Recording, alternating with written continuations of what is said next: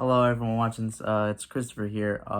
First, I would like to wish everyone Merry Christmas, Happy Holidays, and happy end of the semester. It's been a really interesting and fun semester, and this class specifically was really enjoyable. So there's that.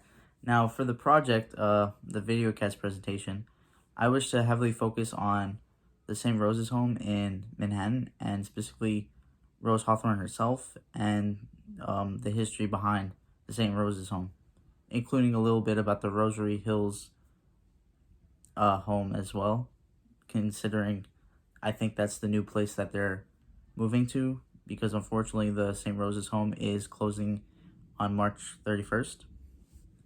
So first off, I'll begin with Rose Hawthorne herself. Now, Rose Hawthorne was related to Nathaniel Hawthorne. That was his daughter, and she was an American writer, religious leader, and she founded the Dominican Sisters in December 8th, 1900. And ever since then, they've had a lot of work, especially in the Lower East Side of Manhattan, since I think 1896. And they've helped people specifically with ailments and cancer-related illnesses. And the St. Rose's home was like a centerpiece of all that. The place, I believe it's in 71st Street, 71st Jackson Street in Manhattan. And the home has, I think, 35 beds.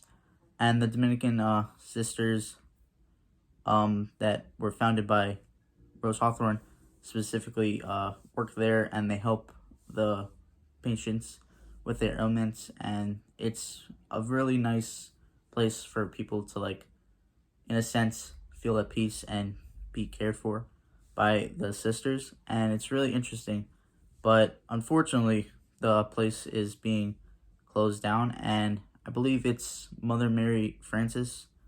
Specifically had an interview based off my research and the link that was listed in the assignment. She apparently the home is being closed, and they're moving most of their staff and patients to the Rosary Hill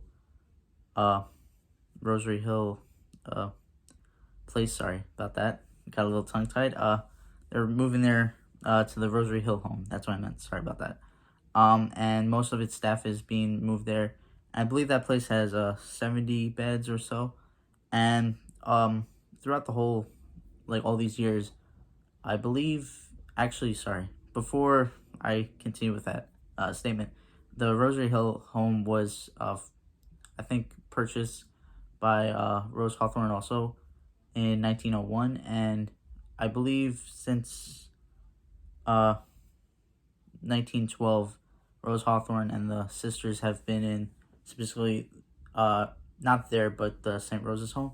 But to go back onto my point, the sisters in both areas care for the patients for like multiple, like thousands of patients, and they've cared for many throughout the years. And it's just really sad to see how it's being closed down, but there's a glimmer of hope considering they're only moving to another one of their establishments. And I believe there's other locations such as in Atlanta and Pennsylvania. Not Pennsylvania, sorry about that. Philadelphia. And it's really interesting, but it's really interesting to see.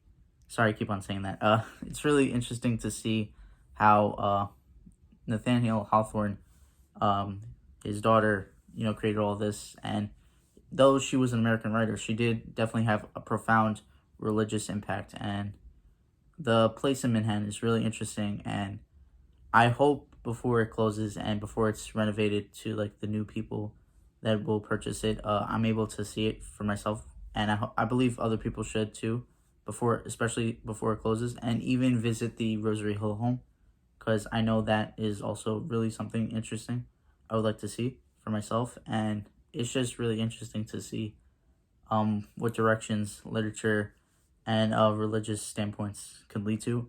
And yeah, so that's my presentation. And everyone watching this, again, happy holidays, take care. And yeah, that's about it. Bye.